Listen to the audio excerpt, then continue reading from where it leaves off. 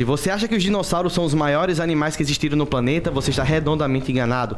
Você deve estar pensando, não, prof, deve ser o tubarão-baleia, né? Que é o maior peixe do mundo, com quase 20 metros. Errado de novo.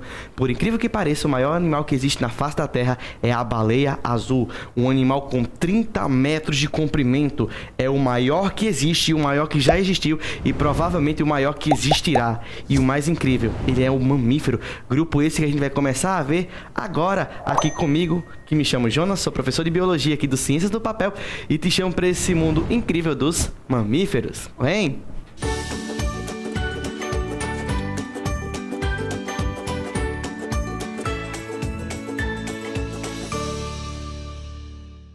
E aí galera massa, sejam bem-vindos a mais uma aula, nossa última aqui do módulo de Reino Animal. Para que você fique por dentro, a gente tem uma playlist completa para você ver do início ao fim e maratonar. Melhor do que ficar maratonando as séries da Netflix, você pode maratonar aqui a nossa playlist de Reino Animal e aprender coisa de futuro. Meus amigos, sejam bem-vindos a mais uma aula aqui com o Prof. Jonas e a gente vai encerrar com um grupinho dos mamíferos, esse grupinho que encanta tanta gente com animais tão fofinhos e bonitos aqui no nosso dia a dia. Então, Prof, a primeira coisa, como você deve imaginar, é que o mamífero tem esse nome porque ele tem uma estrutura que dá nome ao grupo, que é a presença de uma glândula mamária. A partir de agora, esses animais, eles conseguem consumir leite. Prof, leite? Pois é, a gente consegue agora consumir leite.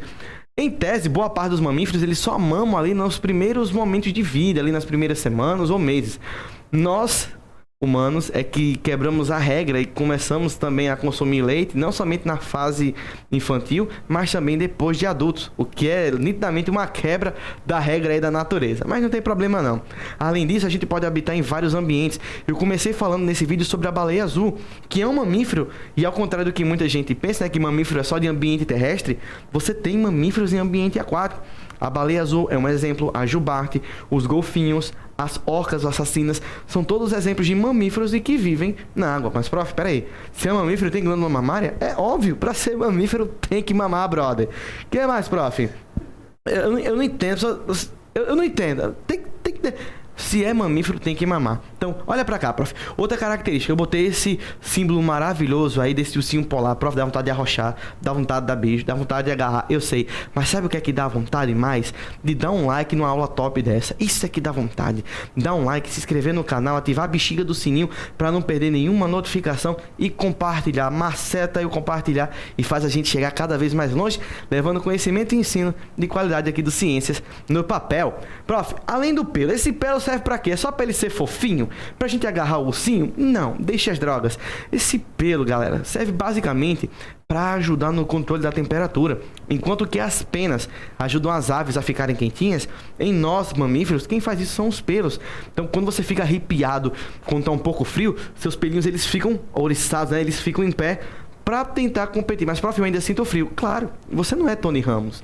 Você não tem aquela camada protetora de pelos que se mistura com cabelos e bigode. Você não tem. Mas animais peludos como ursos, por exemplo, leões, cachorros, esse pelo ajuda bastante a esquentar. Também ajuda como camuflagem. Imagine que o urso polar ali, quando ele se deita na neve, você não vê mais nada. E também tem função sensorial. Quando alguém toca no seu pelo, você sente que alguma coisa está encostando em ti. Outra coisa importante, a nossa pele é revestida de queratina, a gente está vivendo num ambiente seco. Então, se você aprendeu lá na aula de répteis e na aula de aves, ambiente seco como o nosso, ambiente de terra, a gente precisa de queratina, tá? Para estar aquele revestimento maroto, evita a desidratação. O que mais, prof? A gente também vai ter glândulas sebáceas. Você já deve ter reparado que, vez por outra, o seu rostinho, e dependendo da sua idade, eu devo pensar que você deve ter entre aí uns 12 a 16 anos, você está naquela fase que você está produzindo hormônios assim, em escala industrial. E você produz muito sebo, muito. O seu rosto brilha. O sol bate e você vira um espelho, tá? Meus olhos, você está brilhando. E essa quantidade de sebo seboso, às vezes em grande quantidade, acaba entupindo os seus poros e desenvolvendo cravo e também espinha. Prof, então quer dizer que a espinha que eu tenho é por causa da glândula sebácea? É. Mas se ela é tão nojenta, por que eu tenho? Meninos, como é sebo, é lipídio, ela ajuda a deixar sua pele impermeável e também evita que sua pele resseque. Então, ter oleosidade é bom, mas tem gente que não tem óleo na pele, né? Tem uma lata de óleo para fazer batata frita de tanta oleosidade que tem. Eu lembro de uma aluna que ela tinha um cabelo tão oleoso que quando ela penteava, chega a vir um creme no final, né? Jogar na frigideira, você fazia o que quisesse. Era nojento? Sim. O que mais, prof? Glândula sudorípara. Sabe quando tá chegando a prova e o professor tá chegando lá com aquelas folhas, você começa a gotejar como se não houvesse amanhã? Pois é. Embora elas apareçam quando você está nervoso, a principal função da glândula sudorípara é manter sua temperatura constante. Então, quando você está aquecendo demais, tu transpira, aquela água suga o calor do teu corpo, evapora, e aí você consegue se manter com a temperatura constante. Olha que legal. O pelo é para você não esfriar e a glândula sudorípara é para você não esquentar demais. Isso é característica de animais homeotérmicos, de gente que mantém a temperatura constante. Na digestão, prof, como é que vai funcionar? Mesmo esquema, digestório completo, a maioria tendo boca e ânus. Vocês vão ver que tem um grupinho que vai ter uma cloaca, mas isso aí é bem assim, é exceção mesmo. E aí você pode ter tanto herbívoros, como os ruminantes, que é a galera que quando tá comendo, a comida vai pro estômago, volta pra boca para mastigar, vai pro estômago, volta pra boca para mastigar. Você também pode ter os carnívoros, como leões, cães. Ou você pode ter também mamíferos que são onívoros, como nós. A gente come de tudo, a gente come tanto carne quanto vegetais. Então a gente está bem servido dos dois lados. A nossa respiração, assim como nos répteis e nas aves, é totalmente pulmonar para um ambiente seco, mas temos uma pequena diferença, tá?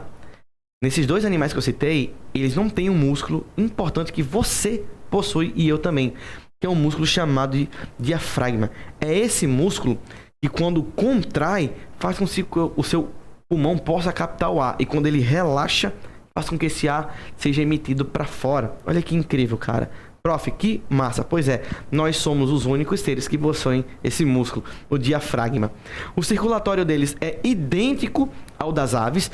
Coração com 4 cavidades. Você não vai ter, obviamente, uma circulação aberta. Ela vai ser fechada. Ela é dupla, passando 2 vezes no coração e também completa, sem mistura desse sangue. A única diferença, para ser mais exato, é que a aorta das aves, ela vai para o lado direito, enquanto que a nossa aorta vai para o lado esquerdo. Basicamente é essa a diferença na nossa circulação, a direção da artéria aorta. O que mais, prof? Nós também temos órgãos sensoriais importantes, né, no sentido de mamífero. Nós temos olhos frontais, né, voltados aqui para essa direção, ao contrário, por exemplo, de crocodilos, de aves que têm os olhos mais lateralizados. A gente tem uma visão binocular, ou seja, nós temos 2 olhinhos, e essa ecolocalização é um instrumento que alguns animais que emitem sonar conseguem fazer, como morcegos e golfinho. O que é isso, prof? Ele manda uma onda sonora, essa onda ela bate em alguma coisa e volta para ele. Quando ela volta, ele tem uma noção mais ou menos de posição, onde é que as coisas estão. É baseada na ecolocalização que os submarinos também trabalham. Eles mandam essa onda, bate e volta, e quando ele recebe de volta, ele consegue ter uma noção de como é que está a situação embaixo. Na reprodução, dependendo do grupo de mamíferos, se ele for o grupo dos placentários, ele vai ter a placenta, e nesse caso você é um vivíparo. Você não nasce de um ovo, tá? Você já é gerado dentro do ventre da sua mãe. O que mais, prof?